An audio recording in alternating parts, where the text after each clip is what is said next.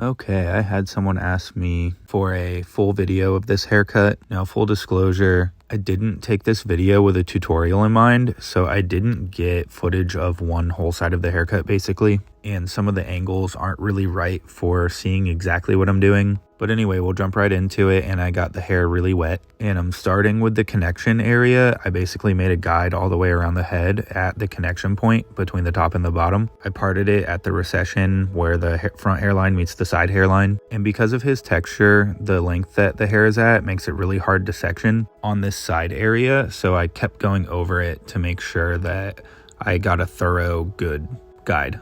Now I'm going to do like a triangle section for the fringe area. And any hair that isn't in the front, I'm going to take diagonal back sections to connect it to that guide. And I don't really think you could see it before, but I also did diagonal back sections from my guide down to the hair below it to get it like finger length at the scalp. And that way when I come up with my clippers, it should blend into it a little bit more easily. And the reason why I'm doing diagonal back sections is that I was always taught you want to section your hair in the direction you want it to move. And also, if I were to pull it out straight and horizontal, then when you cut it and it falls, you would have a really heavy weight line. So this prevents that. Also for these partings, I'm pulling away from the head as I get higher up on the head. That's going to give me some graduation. So if you were looking at the section in front of you, the part that's angled down is going to be the shortest part, and the part that's angled up is going to be the longest part. And here I have made a mohawk section down the middle, and I used the hair at the back from my original guide, and I pulled it up to the top, started at the back of the section, and used that as my guide straight across so that it gets longer towards the front. And then this part's pretty straightforward. I'm just using that guide on either side and cutting it pretty square on the top. I always try to angle my scissors for this part to leave it not so harsh, and so I don't have to spend as much time breaking it up and texturizing it later. I shortened this video as much as I can, by the way, and I sped it up to 3 times, and it's still over 12 minutes long, so I apologize for that. But everything in here are clips that I wanted you to see to get an idea of what I'm actually doing. So I really hope this helped. And by the way, he has really thick hair, so it's very important to not use any sections that are wider than my comb. I mean, on any section, I wouldn't use a parting that's wider than my comb, but especially for him, I'm going like a little skinnier than that even. So that way I make sure everything's cut pretty, like balanced and even. And then here, I'm just about to switch my guide over to the other side. This side you'll actually be able to see a little better since it's facing the camera. And the way I like to section is I use the wide side of my comb to make the section, and then I flip over to the thinner side of my comb to have a little more grip and pull it up. And one thing I learned when I went to a Josh LaMonica class is he said the first comb is to groom the hair, and then you do it again to grip the hair and pull it up straight. So basically in that first one, I'm making sure I actually have all the hairs in that section, but a lot of them are going to still be kind of loose or not pulled all to the same length. So then after that, you comb again to make sure they are all pulled up straight. And sometimes if I feel like I don't have a good enough grip, I'll do it, more than twice. I'm trying to get better about that to save myself some time. And working in clean sections like that takes a lot of discipline, especially with hair like this that is kind of more difficult to work with. And it's just really important not to let your process drop out halfway and start just like picking up a bunch of random hairs. Now I'm spraying some Statement grooming spray to get his hair ready for the blow dry. So I'm just blow drying the sides and the back flat, wrapped around the side of his head. And I'm going straight back on the sides and then kind of back and diagonally down once I wrap around towards the back of the head. Up here on the top, I'm gonna go straight back with most of it, pulling up just a little bit to get a little bit of volume. And then once I get to the front, I'm gonna pull up with the most tension and blow dry straight up. So that way I get the most volume in the front. But I decided to make this one a little extra fun and twist some pieces in the very front with my round brush and use the dryer to dry them a little more curly. It's kind of an easy way to make it a little different that a client could actually replicate themselves if they want to at home. Also, the key to good blow drying is continuing to go over it after it's already dry. If you stop as soon as it's dry, then all you did was dry the hair.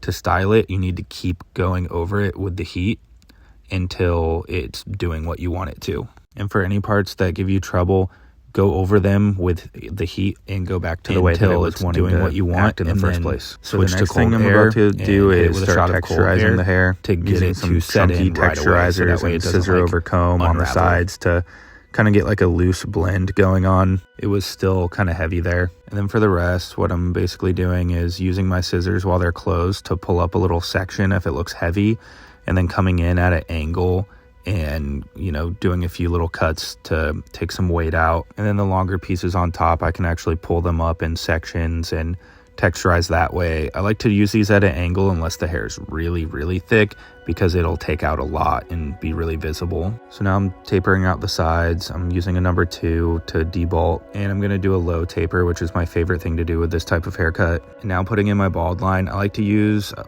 pick a part of the ear to use as a reference point when I get to the other side to make sure I put it in the same place. In this first section, I'm doing no guard open, and then I close it halfway, go halfway up the section, and then close it all the way and take out the bottom line. And then the second section is gonna be my number 1, doing the same exact thing, all the way open, then halfway open, then closed. Then if there's any heavy spots, you can play around with doing 3/4 of the way open or 1/4 of the way open, depending on if it was higher up in the blend or lower in the blend. I basically split the whole blending area into those 2 sections, and then I come up and clean up with a half guard in the middle. I find that usually doing 1 click open or 1/4 of the way open with the half guard usually takes out that heaviness between the 2 sections. Sometimes I need to click it 1 more down all the way closed. And then to take out some heaviness that was left over between where the clippers met the scissor work, I'm using my thinning shears over comb and a 1.5 guard to kind of just clean some stuff up. That part is very visual. You just got to look at it and kind of chip away till it's gone. And when I'm lining up this area of the taper, for the parts that curve around, I like to just use the corner of my blade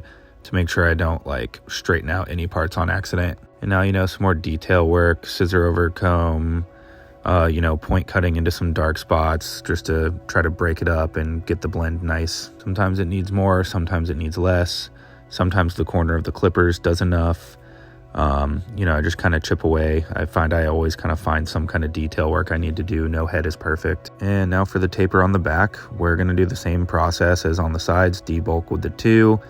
I'm going to use the big chunky texturizers to blend in up into the scissor work because I like the texture that they're going to leave more rather than the thin tooth texturizers. It was pretty bulky back there, so I needed to texturize it quite a bit. And one thing you'll notice, a lot of people don't have a perfectly straight across hairline in the back. So what I like to do is use the parts that come up the highest and start my bald line there. That's a perfect shot that you could see it right there. As long as none of it goes up too high to look ridiculous, then it'll work. Personally, I don't really get when people just taper down to the natural hairline and leave it kind of uneven, because it's still gonna grow back, blend it in, and they say it's gonna like grow back unevenly. But if you just leave it that way, then it's gonna be uneven to begin with. I guess it's personal preference. But anyway, we're gonna start with our no guard open and then do the same thing, close halfway, go halfway up, close all the way, take the bottom line out. And now I'm coming in with my number 1 section again, same thing as all the rest of it. You'll notice I try to split my whole blending section evenly between those 2 sections. So 1/2 of it is the no guard section, 1/2 of it is the number 1 section. And anytime I'm using my half guard, like right here, or my 1.5 guard, like I will in a second, to take out some dark spots, I always use the corners of my blades so that I don't take out too much, and just kind of chip away. Start with the blade open and slowly close it until the dark spot disappears, and be kind of light-handed with it so you don't accidentally dig too much into it and create any holes in the blend. Detail work can be tricky, especially on heads that aren't as smooth or don't have as even of like density. So if anyone that you cut gets a skin fade, I'd try to talk them into a taper like this, because usually you don't run into that problem as much. And here I'm gonna line up the sides of the neck. I brush the hair down in the direction that it grows, and then I'm just tapping a line in just far enough to get it like straight, but not dig too much into the hairline, and then just lightly tapping over and over again until I get it straight, being really light-handed. And then again, this curve over the ear, just lightly using my corners to etch away at any hairs that are sitting outside of the main hairline. I don't want to actually dig into where the hairs are growing, just lining them up. I like cuts like this where it's mostly texturized all over, and then you just clean it up a little bit with a nice compressed low taper on the sideburns and the neck, and some sharp lines to, really make it pop. So it's mostly flowy, but has just that little bit of right amount of like clean and sharp. And of course, same thing on this side, just a different angle so you can kind of see a little better, I think. Be careful not to brush the hairs sideways towards the line and brush them down like with the grain the way that they grow, because if you brush them to the side towards the line and then line them up, when you brush them back down into place where they're normally supposed to be, it's gonna be like really thin and not have a sharp line anymore. If anyone is still watching at this point, I'd like to take this second where I don't have much to say to just say I really appreciate you watching. Please like, subscribe, and comment. Let me know what other kinds of haircuts you would like to see, and I'll do my best to get them up here. You can also find me on the Clock app and the Picture app at the same name, The Breakdown Barber. I've been cutting hair for about 2.5 years now, and I absolutely love it. I've been trying to learn as much about it as possible, and I'm really happy when I get to share some stuff that I've learned with other people, and I hope it helps someone.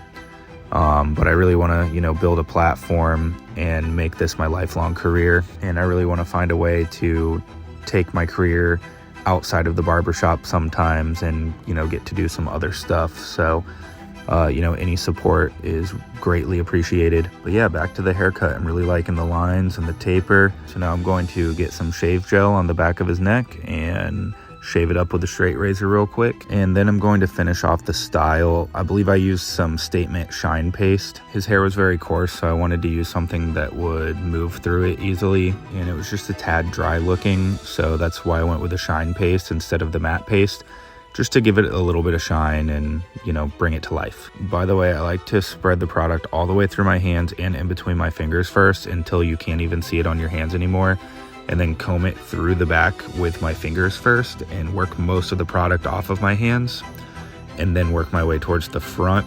So that way, by the time I get there, I don't have anything on my hands anymore, and I'm not worried about accidentally smearing too much in the front, which is the first part of the hair you see anyways. And often I spend way too much time refining styles like this. I like to twist little pieces like back and forth to get some friction and get some curls going on, and pull pieces apart the right way, or I'll see an area that looks too boring, nothing's going on, so I got to do something there. But then you end up with something like this. I like it a whole lot, and I hope you do too, because I had a lot of fun doing it, and I love this dude's hair. Like I said before, I really appreciate anyone and everyone who is watching this.